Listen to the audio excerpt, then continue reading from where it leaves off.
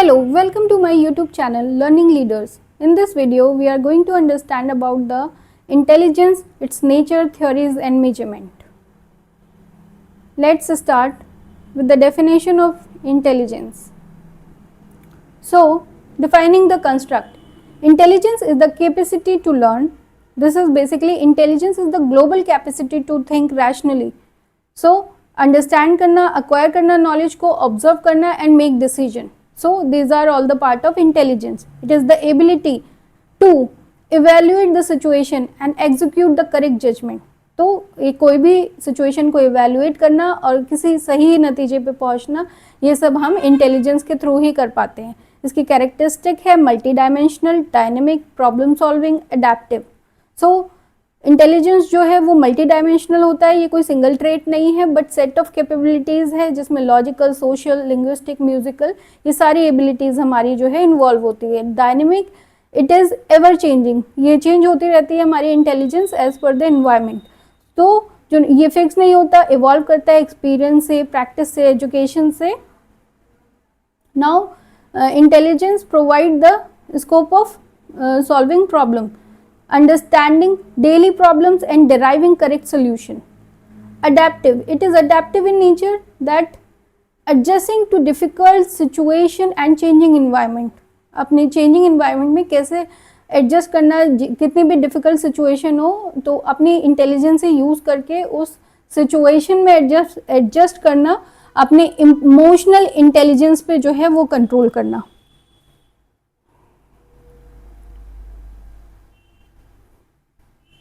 The mathematics of the mind. This is the chronology of this IQ test. Alfred Binet is the father of mental testing. So in 1905 he developed the first intelligence test. In 1908 he coined the term mental age. In 1912 Stern, William Stern and Kuhlmann introduced the concept of IQ. Stern is the German psychologist. In 1916, Terman refines it into a standard formula. He actually done the revision of this IQ concept and given the formula at Stanford University. 1939, Wechsler develops WAIS. So this is the Terman IQ formula, mental age upon chronological age into 100. Mental age अगर बराबर है chronological age के तो average intelligence है. mental age अगर ज़्यादा है chronological age से तो जो है बच्चा अबव एवरेज है, और अगर मेंटल एज कम है क्रोनोलॉजिकल एज से तो जो है बिलो एवरेज है. फॉर एग्जाम्पल एक स्टूडेंट है, उसकी मेंटल एज 12 है और क्रोनोलॉजिकल एज मतलब उसकी जो है बर्थ से जो हम एज काउंट करेंगे वो 10 है. देन IQ क्या होगा into 100, this is 120. 12 into 10, 120. 120 IQ is more than 100. So, the child will be above average student. ये फॉर्मूला आता है एग्जाम में to calculate intelligence quotient. Terman's classification scale. This is the scale of intelligence given by Terman. 0 to 25 idiot बोलेंगे, 25 to 50 stupid, morons, 70-80 feeble, 80-90 dull, and most of the population lies here. 90 to 110 average, 110 to 120 superior, 120 to 140 very superior, more than 140 genius. So this is the scale given by Terman. इसमें basically question ऐसे आता है कि 50 to 70, 70 to 80, ये match तो following में आ जाता है कि ये इनका जो है टर्मन क्लासिफिकेशन स्केल के अकॉर्डिंग जो है आप इसको मैच करें, ठीक है. या फिर 90 to 110 जिसका IQ है वो क्या होगा, और रीजन असर्शन में भी दे सकते हैं. तो this is very important classification scale, इसको याद करना होगा.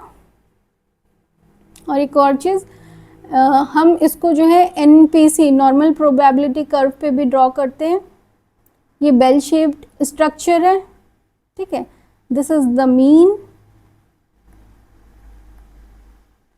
एवरेज पॉपुलेशन यहाँ पीक पे लाई करती है 90 to 110. Average population, average in IQ at their peak level.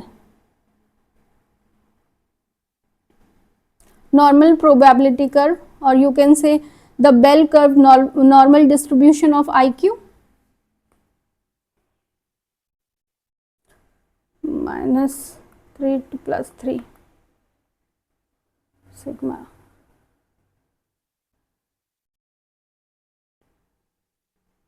Early theory is the factor approach, unifactor theory given by Alfred Binet. ये general intelligence की बात करते हैं. ये कहते हैं कि जो है वन जनरल एबिलिटी होता है use for all task. So he talk about only one general intelligence. Two factor theory given bye Spearman. इनके हिसाब से 1G जनरल फैक्टर है और कई सारे स्पेसिफिक फैक्टर होते हैं. G plus S1 plus G plus S2 plus G plus S3. So there is one general factor and intelligence. There are several S factor. G factor is innate होता है, S factor acquired होता है. For example कोई बच्चा है वो science में अच्छा है, सोशल साइंस में अच्छा है, इंग्लिश में अच्छा है. So S is the acquired factor. Trifactor theory given by Spearman. G factor, general factor and S factor, specific factor. ये ग्रुप फैक्टर की बात करते हैं कि overlap between general and specific factor. General और स्पेसिफिक फैक्टर ओवरलैप करता है एक दूसरे को. हमें ये नाम याद रखना है कि यूनिफैक्टर थ्योरी किसने दी है, टू फैक्टर किसने दिए, थ्री फैक्टर, ट्राई फैक्टर किसने दिए and multi factor theory. So multifactor theory Thorndike ने दी है, इन्होंने लिखी है थॉर्नडाइक्स मल्टीफैक्टर थ्योरी. ये जनरल इंटेलिजेंस को रिजेक्ट करते हैं. इनके अकॉर्डिंग जो है 4 एट्रीब्यूट्स हैं.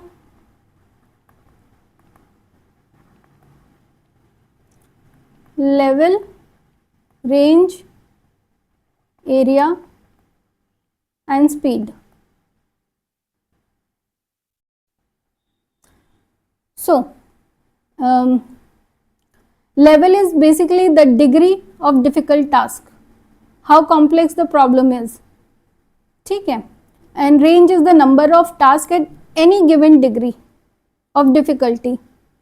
Area is the, you can say the range or breadth कि कहाँ से कहाँ तक की वो जो है उस प्रॉब्लम को सॉल्व करने के लिए उस एरिया तक पहुँचना और उसको टैकल करके सॉल्व करना. देन स्पीड, कितनी रैपिडिटी और क्विकली और एक्यूरेटली जो है वो पर्सन की परफॉर्मेंस और टास्क जो है वो अपना कंप्लीट करता है.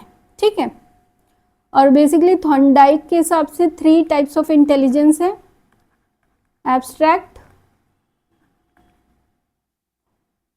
Concrete and social. Abstract is related to symbols and words, concrete is related to skills, and social is related to person's dealing, how person can deal.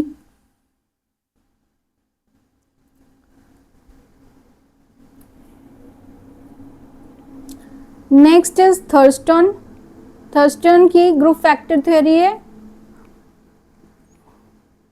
इन्होंने 7 PMAs दिए हैं,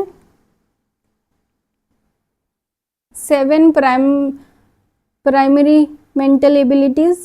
ठीक है.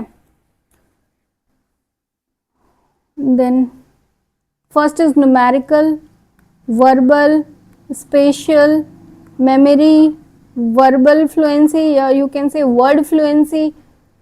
6 inductive reasoning. 7 perceptual speed. So numerical numerical mental ability is related to the accuracy and speed in computation, and verbal ability is related to knowledge of words and concept. Spatial is related to visualizing forms and pattern. memory is related to recall and retention, verbal fluency is related to words, ease of knowing words, then inductive reasoning from specific to general, perceptual speed is basically speed in perceiving image और information, कितनी speed से जो है कोई भी image कोई भी information जो है वो ग्रैब कर रहा है, ठीक है। So these are the 7 PMAs। और ये जो है हमारा ये थर्स्टन जो है ये मिडवे है हमारा स्पेयरमैन और Thorndike.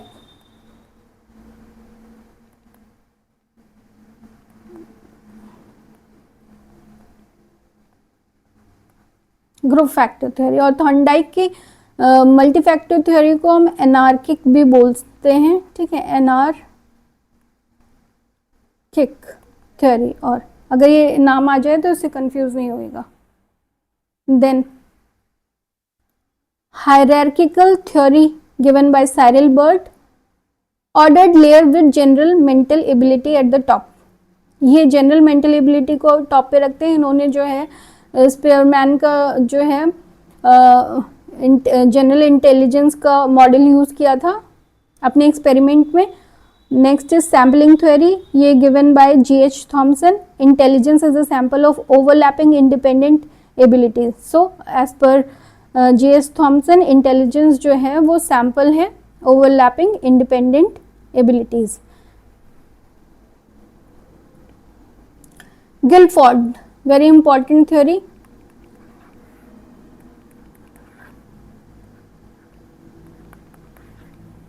Guilford 3D theory, structure of intellect, SOI short form में लिखते हैं, structure of intellect।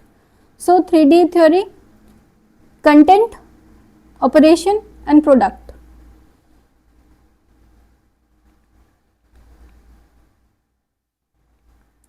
6 into 5 into 6, so content is 5, process is 6, operation is 6, equal to 180। content is basically related to nature of material,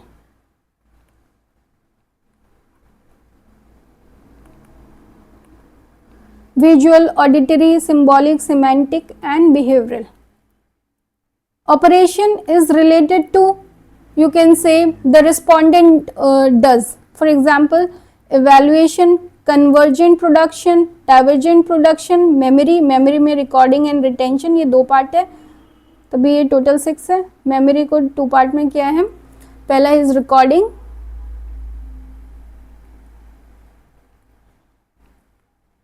and retention, ठीक है, ये total 6, this is 5, this is 6 and product is basically the process, nature of material, respondent and this is the process. Unit, classes, relation, system, transformation, implication. पहले जो है ये 120 था, फिर इसको मॉडिफाई किया गया 150 हुआ, फिर उसको मॉडिफाई किया गया तो अब 180 ऑपरेशंस है।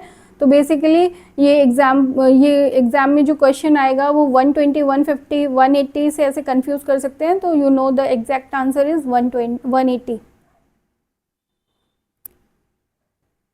So this Guilford is basically they concluded that every mental process or intellectual activity can be described in terms of 3 different basic diameter, or you can say parameter. So they are the 3 parameters or diameters.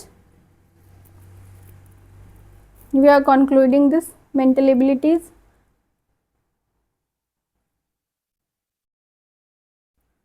The paradigm shift. Multiple intelligence. Intelligence is not a unitary element. It's a set of several distinct independent abilities. So intelligence कोई unitary element नहीं है, जो और theorist ने कहा है कि ये जो है यूनिफैक्टर है। So ये एक independent abilities है, ये होवर्ड गार्डनर कहते हैं अपने वो जो फ्रेम्स ऑफ माइंड में। इनका की प्रिंसिपल है कि एवरी इंडिविजुअल वो अपनी कॉग्निटिव एबिलिटीज़ को डेवलप करता है डिफरेंट डिग्रीज तक, और जो है intelligence evolves with time, time के साथ साथ इवॉल्व होती है। और ये जो है असेसमेंट लिमिटेशन है ये कहते हैं कि standardize test can not accurately assess the whole intelligence of a person. अगर कोई पर्सन जो है वो एक इंटेलिजेंस ही उसकी अच्छी है, वो जैसे उसका आईक्यू जो है वो मोर देन एवरेज है, ठीक है, पर उसका इमोशनल इंटेलिजेंस जो है वो कभी कभार नहीं हो सकता कि वो अपने इमोशनल इंटेलिजेंस को हैंडल करे, और जबकि एक बिलो आईक्यू वाला पर्सन जो है वो अपनी इमोशनल इंटेलिजेंस को अच्छे से यूज़ कर सकता है। तो हम ये जो इंटेलिजेंस है उसको हम असेस नहीं कर सकते, तो वो इसके एकदम ही मतलब ऑपोजिट हैं जो टेस्टिंग ऑफ इंटेलिजेंस के। तो गार्डनर ने 9 फ्रेम्स ऑफ माइंड दिए हैं। Basically they are independent of each other. First one is logical mathematical, to use skills making logics, rational thinking or computation. So scientist and banker, they are good at logical mathematical. Then second is bodily kinesthetic, using good posture. For example, athletes and dancer, they are flexible. Musical, singer and composer. Fourth is visual spatial, architects and artists. Then fifth is interpersonal, for example psychiatrist, sensitive to aspect of others behavior, they are very sensitive. Then sixth is intrapersonal, for example awareness of one's own feeling, desire, motive, philosopher and yogis. Naturalistic, skills used in farming or agriculture, for example farmer and botanist.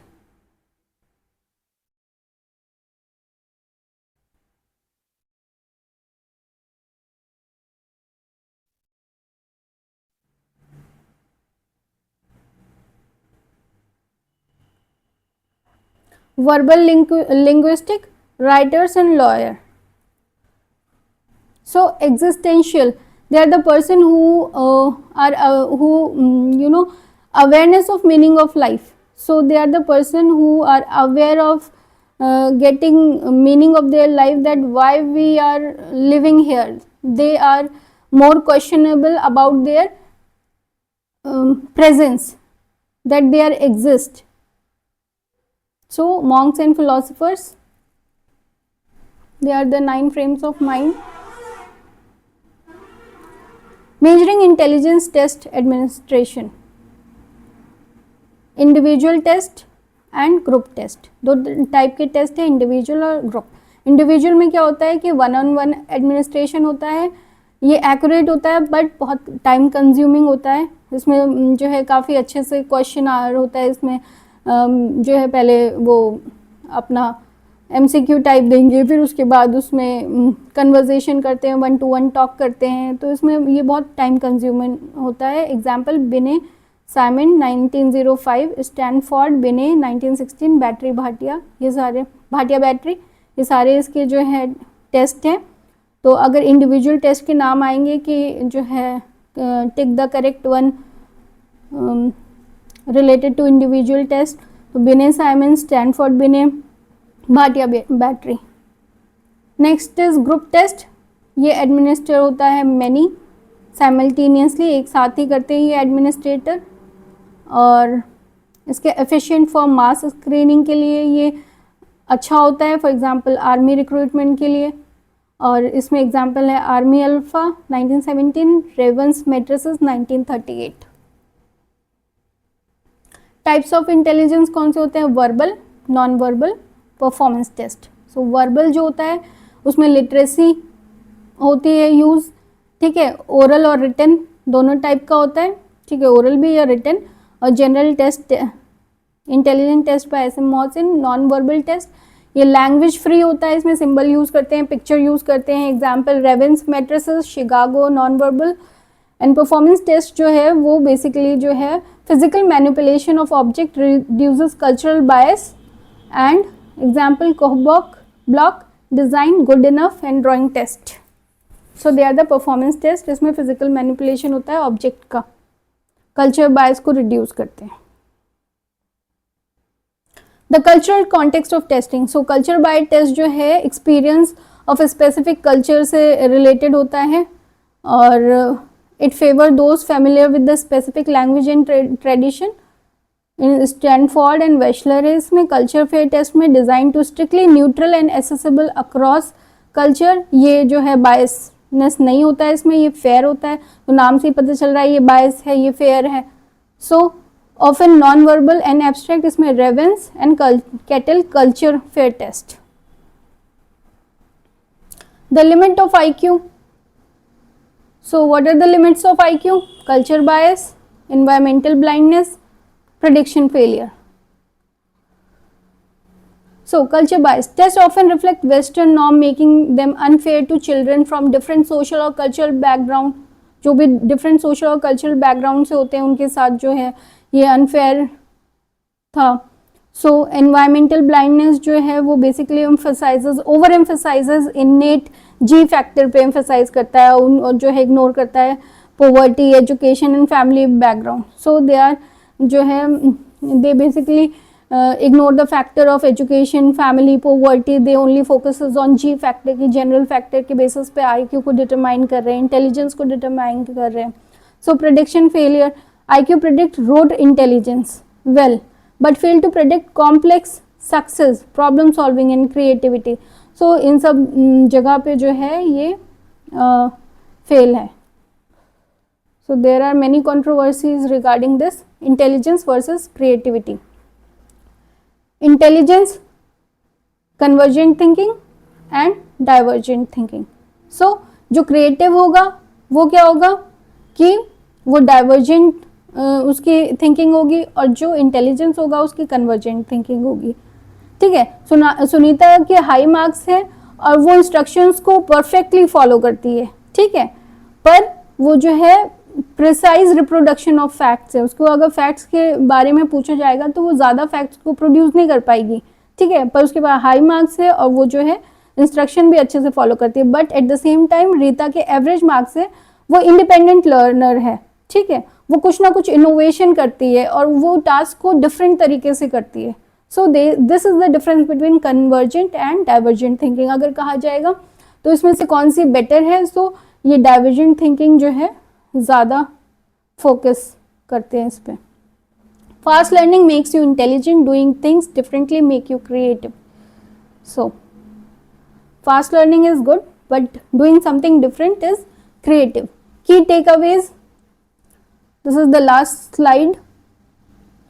Intelligence is adaptive, जैसे हमने बोला कि ये जो है change करता है, हम अपने आप को कैसे जो है एडजस्ट करते हैं डिफ़िकल्ट प्रॉब्लमेटिक सिचुएशन में, हम अपना इमोशनल इंटेलिजेंस कैसे यूज़ करते हैं। इमोशनल इंटेलिजेंस जो ये वर्ड है ये डेनियल गोलमैन ने दिया है, ठीक है, इसको बेसिकली पॉपुलर डेनियल गोलमैन के नाम से है, ठीक है, एंड मल्टी डायमेंशनल है, ठीक है, ये सोशल प्रॉब्लम्स और जितने भी लॉजिकल रिलेटेड प्रॉब्लम्स है ये सारे प्रॉब्लम को डील करने के लिए हमें जो है फोर्स करता है। So it's not a fixed number. Theory has evolve from single G factor to multiple intelligence factor. So theory कहाँ से इवॉल्व हुई है, जी फैक्टर से हुई है, सिंगल फैक्टर से कहाँ गई है, मल्टीपल इंटेलिजेंस तक।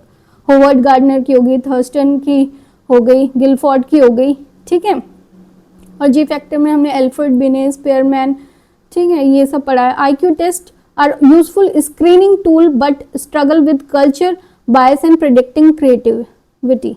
सो IQ टेस्ट जो है वो यूजफुल है पर कल्चर बायस और प्रेडिक्टिंग क्रिएटिविटी के लिए इसको बहुत स्ट्रगल जो है करना पड़ता है। True assessment require looking beyond the score to include social, environmental and creative context. So true assessment क्या है कि इससे बियॉन्ड जो है उस चीज़ों पे हमें फोकस करना है। So we are done with the intelligence test और the concept of intelligence. Thank you so much. If you like my channel, please do share, subscribe, like my channel. Thank you.